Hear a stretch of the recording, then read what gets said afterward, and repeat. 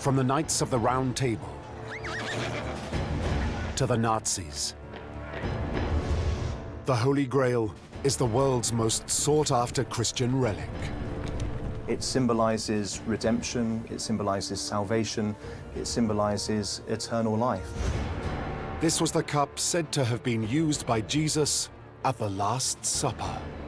Objects that had come in contact with the body of Christ were particularly important. Credited with supernatural powers, it has been sought by knights and treasure hunters for centuries. It's this incredible holy object that you search for on a great quest. But were they all looking in the wrong places? Because one person thinks she has found it. Janice Bennett believes an agate cup in the Cathedral of Valencia is the Holy Grail. What's more, it has been on display there for more than 500 years. It's an important relic, it's an important symbol of Christianity, and it deserves attention and veneration. This is the story of her quest to uncover the truth. It really had all the makings of being one of the greatest stories in the history of humanity. If she is right, this is an amazing tale of courage and survival that could finally lay to rest the mystery of the Holy Grail.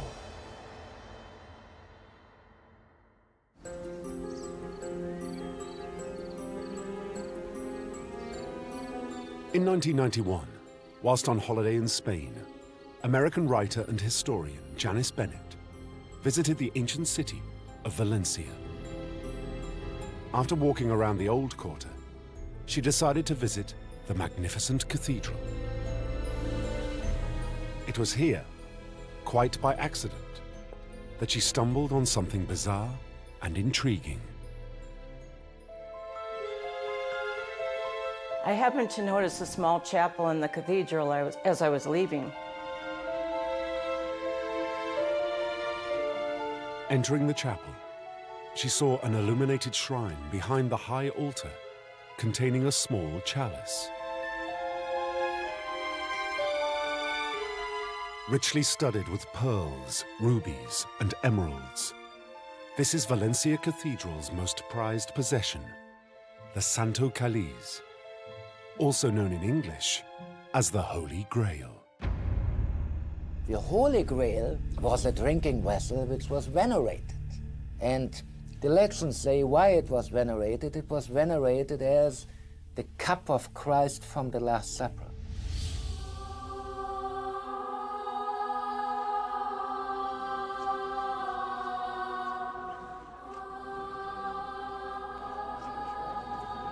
According to Christian belief, the Last Supper was the final meal Jesus shared with his apostles in Jerusalem before he was betrayed and crucified. He took the bread and he said, "This is my body," and he broke the bread and shared it with his disciples. And then he took the cup and he said, "This is my blood, the blood of the new and everlasting covenant."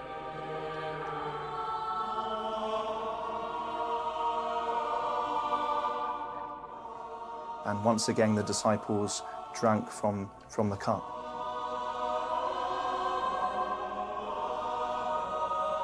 And then he said, crucially, "Do this in memory of me." So this was not just a one-off meal, it was something that he wanted his followers to repeat.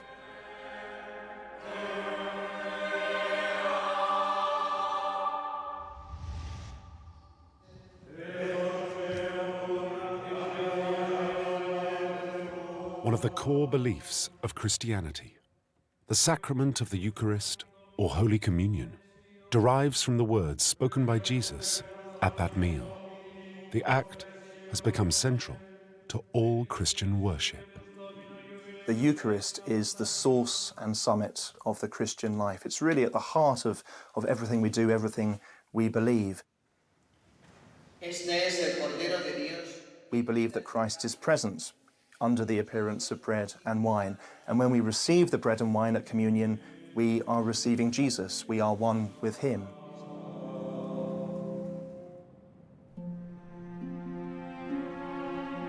But on that day in Valencia, to Janice it seemed almost absurd.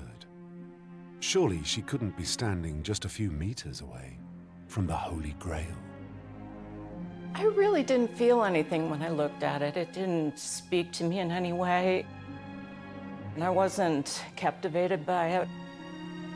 I wasn't particularly impressed. Janice noticed that none of the other visitors seemed particularly awestruck either. As I recall, there were only one or two other people in the chapel. They seemed to be either disinterested or, at the very least, unaware of what they were actually seeing. But even so, Janice's interest was piqued to find out more. I looked in the gift shop in the cathedral.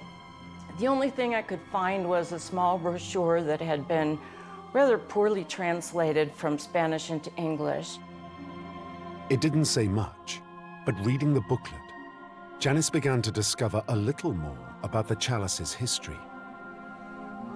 She was hardly the first to be drawn into the mystery of the Holy Grail. The interest in chalices emerges from a desire to come in contact with something that had actually come in contact with the body of Christ.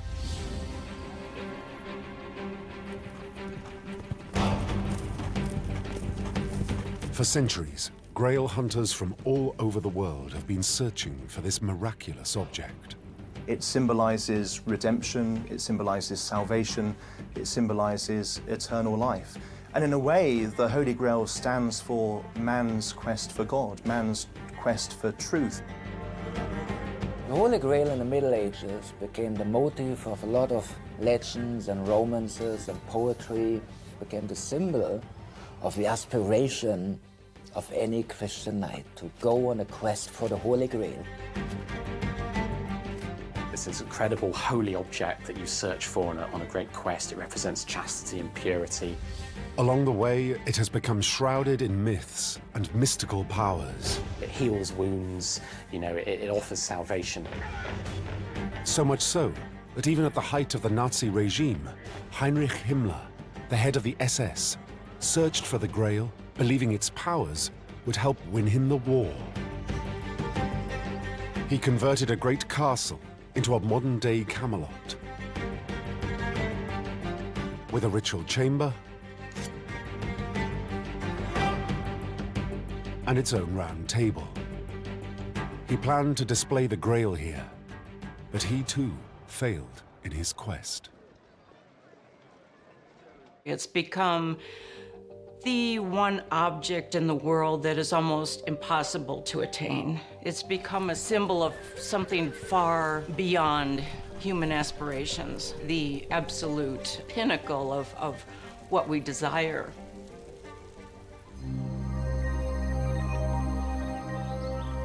So over the centuries, the Grail has received many associations. Everything from St. Joseph of Arimathea and Glastonbury, King Arthur and his knights, the Templars, and more recently, Dan Brown, Indiana Jones, Monty Python.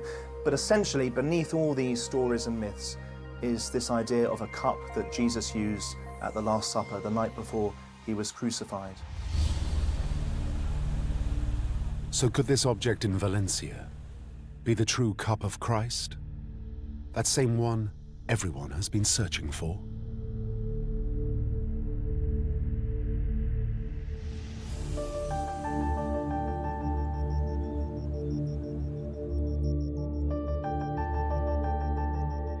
Janice's research showed whether this was or wasn't the real Grail, people had been prepared to die for it. I found a very small booklet that had been written by Olmos Canalda. Now, he was a Spanish priest who was actually responsible for saving this chalice from destruction during the Spanish Civil War.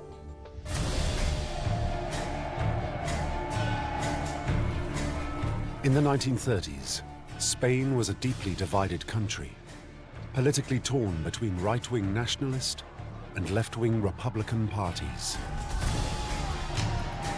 As the Great Depression hit, the country fell into turmoil.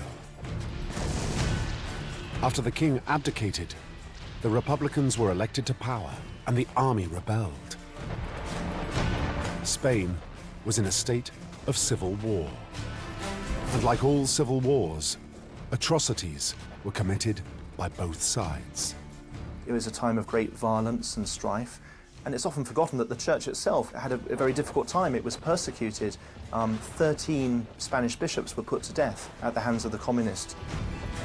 Many churches were desecrated, plundered, things stolen, reliquaries stolen, priests and nuns and religious killed by the communists who had a hate against the church, which was a symbol for the ancient regime.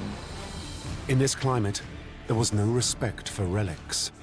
Valencia and the Chalice were in danger. Experience the past like never before with History Hit's award-winning original documentaries and ad-free podcasts with our expert historians like Dan Snow, Susanna Lipscomb, Lucy Worsley, Mary Beard, Tristan Hughes, and myself, Matt Lewis. Sign up for an exclusive discount using the link in the description and embark on your historical journey from the wonders of ancient Egypt and the life of Anne Boleyn to the rise of Napoleon Bonaparte and the discovery of Shackleton's Endurance. Get history wherever, whenever, exclusively on History Hit.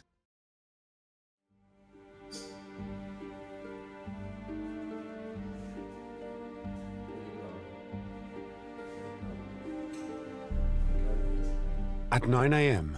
on the 21st of July 1936, 4 people celebrated Mass with the Holy Chalice for the last time. As they said Mass, hordes of soldiers began to surround the cathedral. They were very concerned. One priest locked and bolted the doors.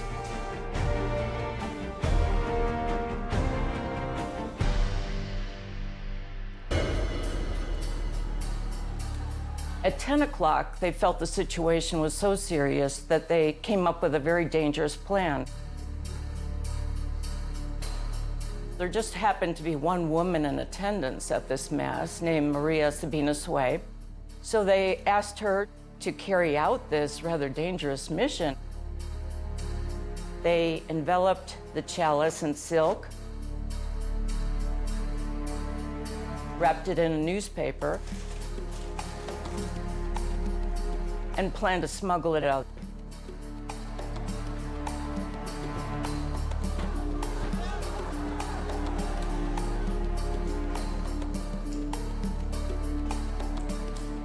Sneaking through the church crypt, she carried her precious parcel beneath her coat. She had to walk through groups of armed soldiers.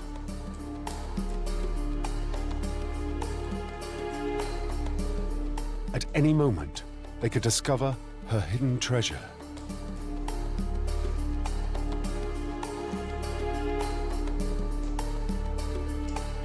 But luck was on her side.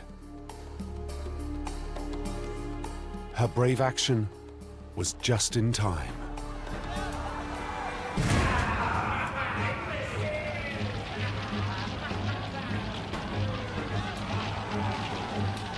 They entered the chapel of the Holy Grail.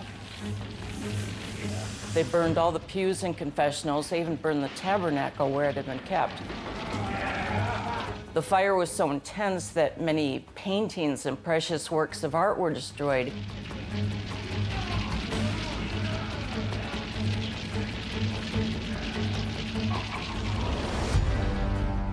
But despite the destruction, the chalice had escaped.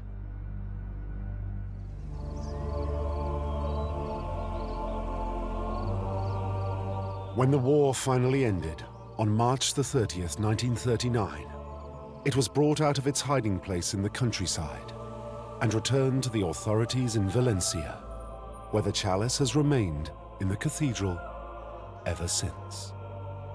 That story really impressed me, so much so that I felt that even if this weren't the real Holy Grail, I didn't feel it would be a waste of time to investigate it because it was so deserving of having its story told by its own merits.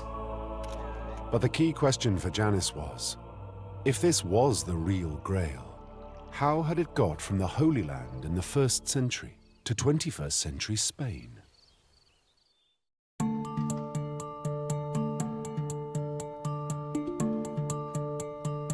Well, of course, it was very important for me to trace the story of this chalice from the beginning. How did it get from Jerusalem to Spain? Janice needed to work out how the cup might have left Jerusalem in the first place. Establishing the authenticity of any object that supposedly goes back to Jesus, whether it be the chalice, the cross, the nails, is incredibly difficult, and it requires an awful lot of detective work. So Janice focused on the events following the Last Supper. Going back to the earliest traditions of the Church, she discovered St. Peter was said to have gone from Jerusalem to Rome, where he became the first pope. Well, we believe that St. Peter was made the head of the church by Jesus himself. He's given the name Peter, which means rock. He is the rock on which the church is built. Janice felt it likely that because of his importance in early Christianity, St. Peter would have been given the cup and taken it to Rome. Certainly, something as precious as the cup used by Jesus at that Last Supper surely would have been saved in some way, surely would have been passed down, and St. Peter is the likely sort of person who might end up with it. She believed he would have then used this cup to celebrate the first Eucharist. Christians felt that relics were extremely important because they were really a link between past and present. They represented something that was sacred, something beyond human comprehension. But the fact that it could have been given to St. Peter was hardly proof. She needed to find more evidence.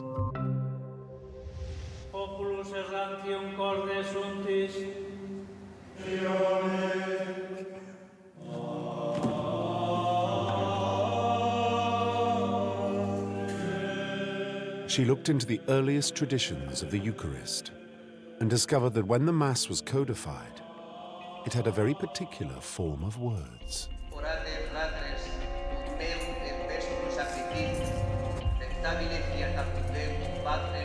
In the Roman Catholic Mass, we have two different versions of the consecration. You have the general canon and the Roman canon. And the Roman canon says not Christ took the cup in his hands, but it says hunc preclarem calicem, what means this very chalice. By saying this very chalice, did it mean that when the popes celebrated Mass then, they were using the actual Holy Grail from the Last Supper? Janice believed what is just tradition now was based on actual facts back then. The Roman canon of the Mass are the words that Jesus spoke at the Last Supper. It originated in Rome with St. Peter and his followers, his successors. So many scholars would believe that this was the actual cup that had been used by Christ and that the popes were very well aware of that fact. But 200 years after St. Peter may have brought the cup to Rome, disaster struck. Janice discovered that in 257, the Emperor Valerian instigated a systematic persecution of Christians.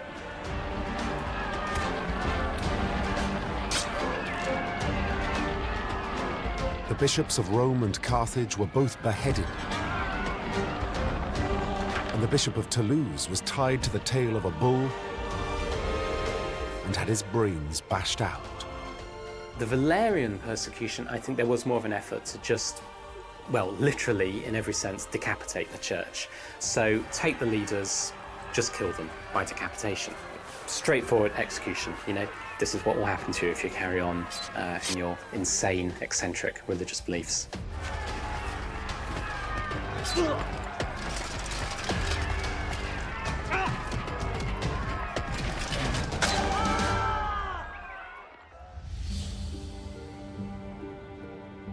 The Pope at the time was Sixtus II.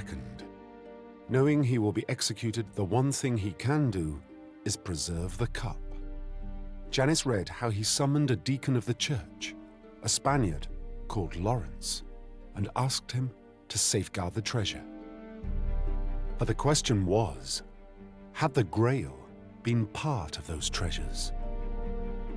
So just on a whim, I started flipping through the files, hoping maybe I could find something about the life of St. Lawrence that might mention the fact that he had actually sent this cup of the Last Supper to Spain.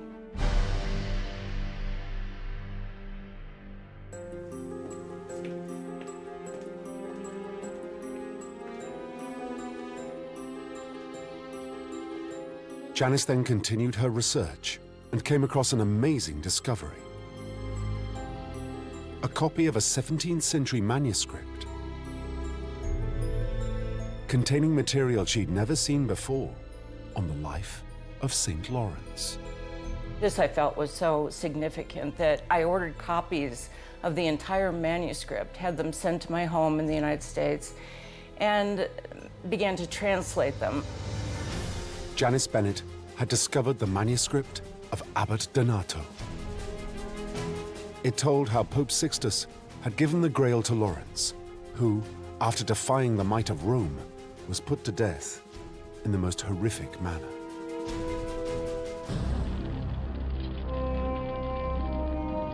He was placed on a gridiron, having been stripped naked, and he was slowly roasted to death. But such was St. Lawrence's faith and courage that he was able to make light of the situation and even jest as he was being roasted on that gridiron. And he even said at one stage, "Turn me over, I'm done on this side." But critically, Janice learned from the manuscript that before Lawrence died, he too had passed the chalice on to a fellow Spaniard. Donato is very explicit. He says, and he gave to Priscillius, a co-disciple from the homeland of Spain, the cup in which Christ consecrated his blood on the night of the Last Supper.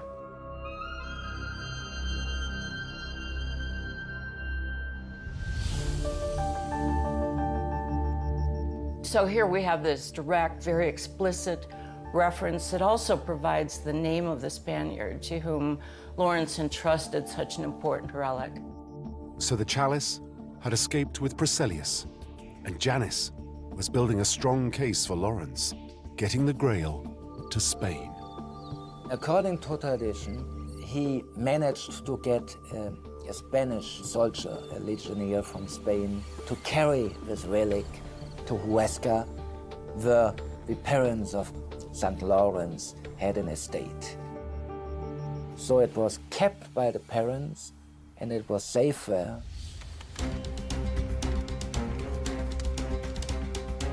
So could the chalice have been taken to Huesca, a town in northeastern Spain? Janice traveled there and discovered at first hand how strong the cult of St. Lawrence remains there today. Further evidence linking the Grail to Spain.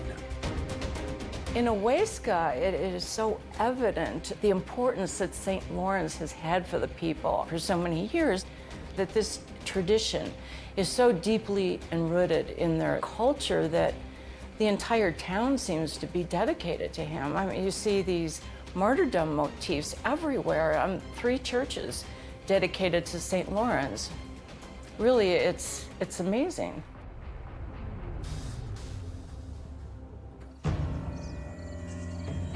But if the chalice had been taken to Huesca, it was there that the trail went cold. And what's more, this coincided with the greatest period of turmoil and religious conflict in Spanish history, the Muslim invasion. I think it was safe then in Huesca, but the problem was that the Muslims came up from Africa and invaded Spain in the year 711. So at that time, Christians were really forming caravans all over Spain, going to the mountains in the northern parts to hide all the relics because they knew that they weren't safe.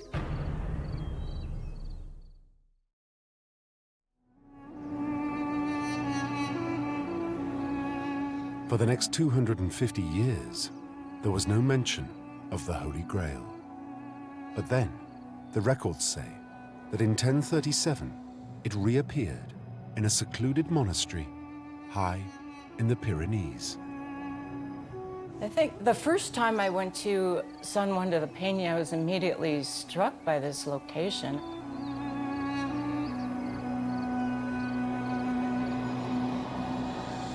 An absolutely magnificent monastery, very simple, but in such an incredible setting in the Pyrenees that it really invokes awe.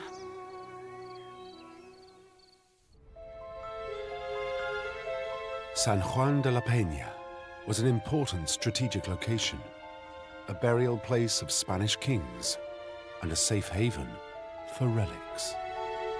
A good part of northern Spain stayed Christian throughout this entire process, and that remained a stronghold and the point of resistance against Muslim occupation.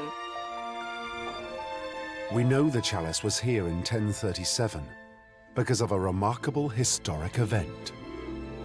It was the place where the first Mass in Latin language was celebrated in 1037 at a council where the Roman Mass was introduced into Mozarabic Spain. So when the papal delegate introduced and celebrated for the first time the Roman Mass, he consecrated with this important relic. After the cardinal had used the Holy Cup of the Last Supper in the celebration of the Mass, San Juan de la Peña became a center for pilgrimage. So there were thousands of people every year passing by. They liked to tell their stories of the relics along the way. And so the knowledge of this relic became very well known throughout Europe. However it had got there, from this point on, the cup was hugely venerated on this site as the Holy Grail. Janice believed she had found a firm trail of evidence, taking the chalice from Jerusalem to Rome and now to the north of Spain. She now needed to discover how it got to Valencia. Janice read that after centuries safely stored in the remote monastery of San Juan de la Peña, the Grail was on the move once again. Reading the monastery's records, she discovered how, on September the 26th, 1399, the cup she had seen in the Cathedral of Valencia was handed over by the monks as a gift to the king. It sets forth all the details of this transfer, of how he took it to his palace, the Aljaferia in Saragossa. And he mentions the fact that this is the cup that Jesus used at the Last Supper and that it was sent to Spain by St. Lawrence. From then on, she found out that successive monarchs kept the Grail with them, and it moved about their royal courts from Zaragoza to Barcelona, and then finally, Valencia. And you see it is moving more and more south because during the centuries, the front between the Christian knights and the Muslims moved more and more to the south until in 1492, Spain was completely Christian again.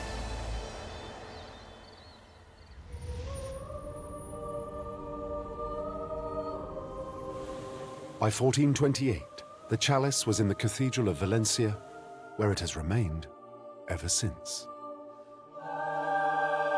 For Janice, it was all coming together.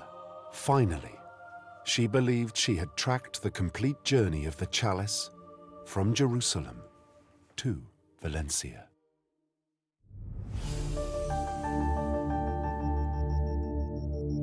But it was now that the difficult questions began. It could conceivably have been a cup that had come from Rome, but that didn't mean it was the cup of Christ. used at the Last Supper. Proving that would be much more difficult. I did most of the work at home, of course. I would have copies of everything made in the National Library or wherever I found them, or when possible, I bought the books themselves and brought them home with me so that I could do it in my own home and piece everything together that way. I took many photographs along the way so that I would have that record as well. Amongst the problems she faced were the many rival grails. Well, we believe that by the 16th century, there were at least 20 chalices or other objects that claimed to be the Holy Grail. There are three well-known grails today. The Genoa Chalice, now proven to be a glass dish of Islamic origin. Then we have the Antioch Chalice, which is a beautiful silver work with a lot of decoration and human figures around. But the human figures alone prove that it must be Byzantine, because in Judaism, human figures were forbidden. And if the Antioch Chalice was too recent, then the wooden Nantius cup, with no provenance before the 19th century, was no contender either. One by one, Janice ruled out the pretenders. But how could she prove that the cup in Valencia was the real one? The solution had to be in proper archaeological testing. For one thing, the object needs at least to be intrinsically plausible. So it needs to be something that does come from the 1st century, or at least plausibly comes from the 1st century, is something that somebody like Jesus, a Jewish peasant from Galilee, might have had, or his sponsors or friends might have had.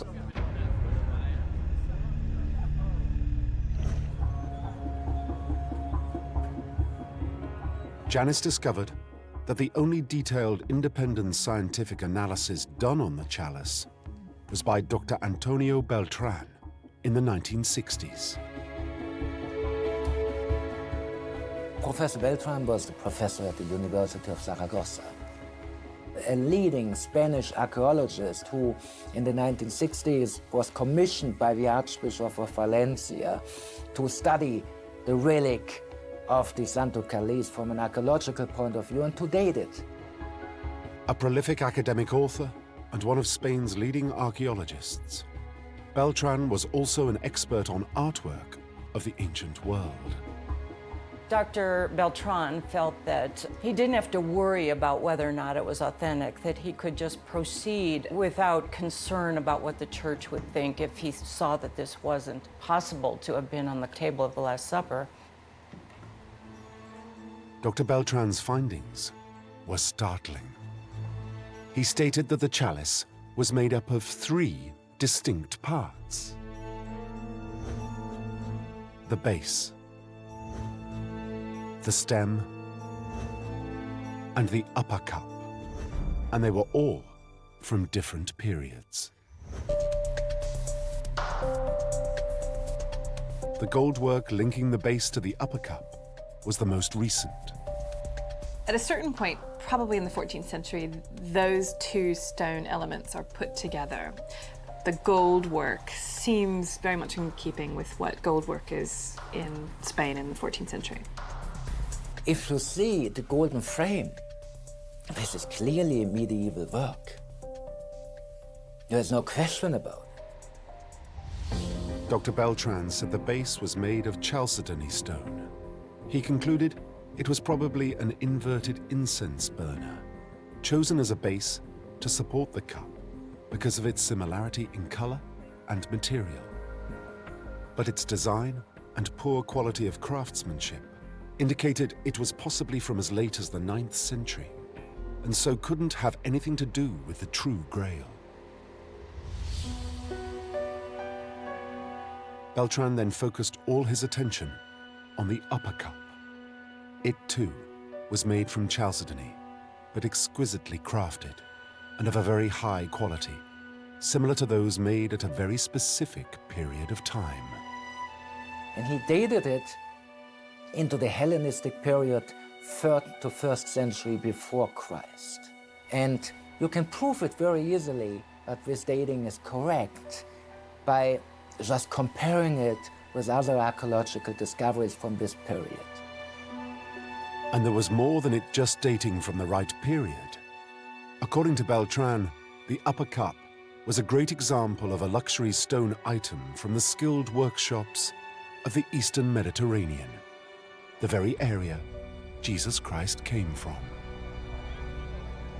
He said that these stone cups were fabricated in workshops in Egypt, Syria, and the Mediterranean, that they were actually very common in Greek and Roman times, and that they were used on luxurious tables. They were almost entirely made of hard stone, like chalcedony, and they were very expensive to make. Critically, these valuable vessels stopped being manufactured around 50 AD, when they were replaced by glassware, which was cheaper and quicker to produce. So according to Beltran, the upper cup is definitely of the right design and type, from the right place and period. But trying to tie a specific object to a specific moment in history, like the Last Supper, is almost impossible. There's no way to prove scientifically it was the cup of Christ. But what you can prove is that there is a possibility that it was used by Christ.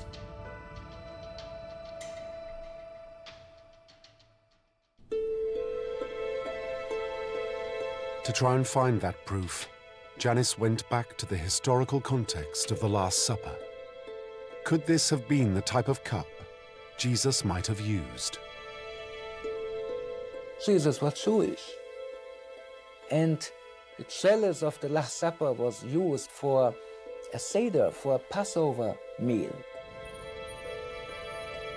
The Bible tells how in the last week of his life, Jesus went to Jerusalem to celebrate the feast of Passover. Passover is one of the most important festivals in the Jewish year.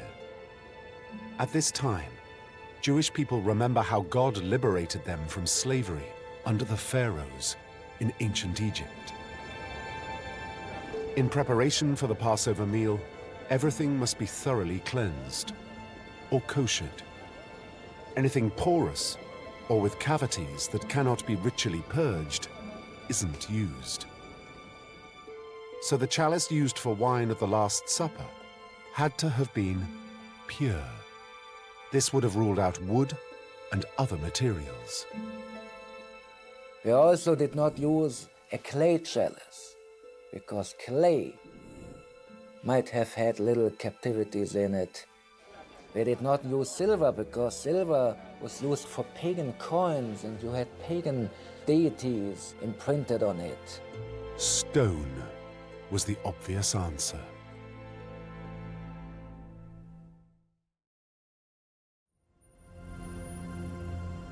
You find stone vessels all over the Holy Land in Jewish settlements from the time of Christ, in which they kept water for purification. So the perfect choice would have been a stone vessel. And indeed, the Holy Grail in Valencia is a stone vessel made out of beautiful agate. It was the type of cup that would have been used at such a celebration because it was hard, it was non-porous. But this sheer craftsmanship and quality presented an entirely new problem. How could Jesus, who famously wanted nothing to do with wealth and riches, be using such a valuable cup?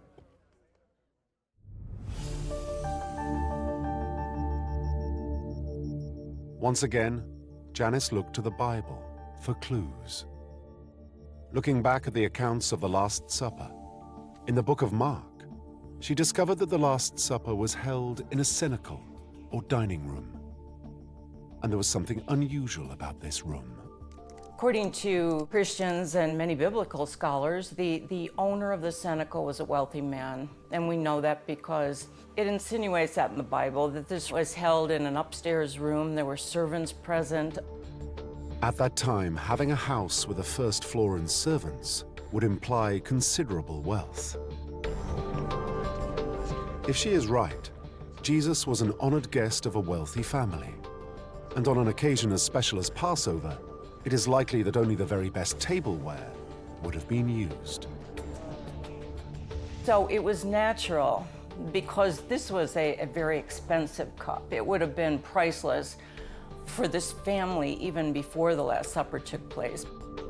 So if the upper cup was the type of cup used at the time, it begged the final question. Why had it been joined with medieval goldwork and studded with jewels?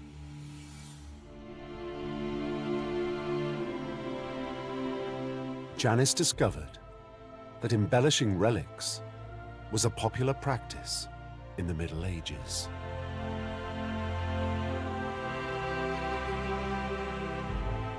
Obviously, it stands to reason if you've got something incredibly holy, why not make it holier? I mean, you want to give people their money's worth when they come and see it, so deck it up in gold and jewels, whatever you've got to hand.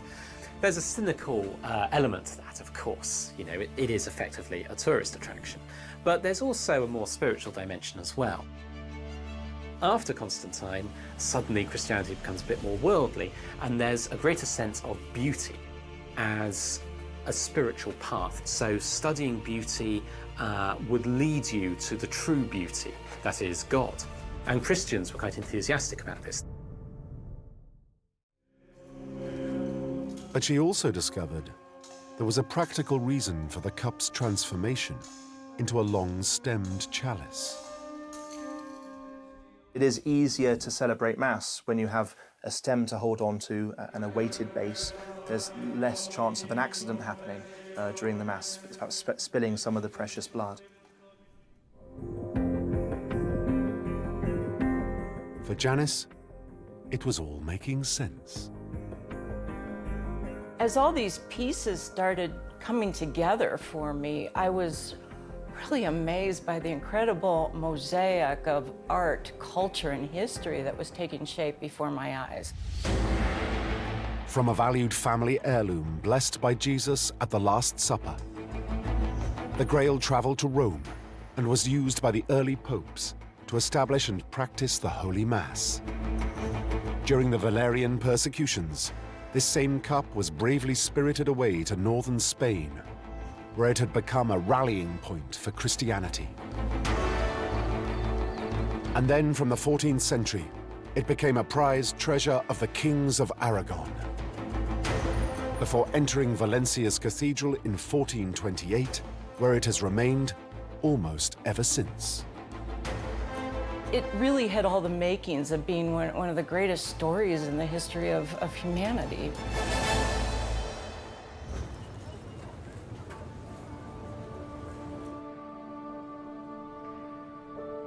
"11 years after first seeing the chalice, Janice was now convinced that the cup in the Cathedral of Valencia is the Holy Grail. Really, this whole quest for me, I feel sometimes like I was led on it, that it was from something beyond me, because I have no idea how it happened. She wrote up all her findings in the form of a book, St. Lawrence and the Holy Grail, the story of the Holy Chalice of Valencia. It's really now for the first time that people who go to the cathedral and enter the chapel of the Holy Grail can actually appreciate the rich history of this relic, that they can understand all the sacrifices that were made by so many people throughout the centuries, that they can really comprehend all the near misses with destruction this relic has suffered throughout the years, and appreciate its history more. Of course, it is impossible to say for certain that this is the Holy Grail. There are many skeptics who are sure it isn't, and to a large degree, it comes down to circumstantial evidence. I guess the Valencia story is as plausible as any is for the last resting place of the Holy Chalice.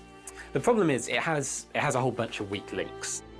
We have to accept that it was kept. We have to accept that it was taken to Rome. We have to accept that the story of Lawrence taking it to Spain is actually true. And we have to accept that, well, they did manage to hang on to it in Spain for all that time. But there's nothing impossible about any of them. You know, we don't need to believe in any miracles for this to be true. So it's possible.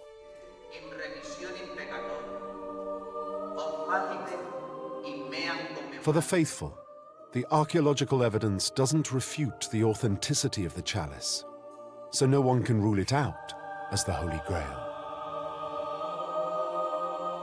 And there are people in Spain who certainly believe it is authentic.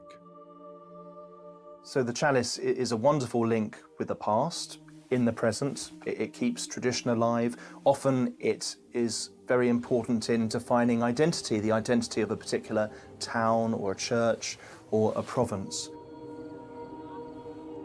And it does help to unlock the mysteries of our faith, to bring home to people things that happened way back in the biblical past. In more recent times, the Valencia chalice has become more widely accepted.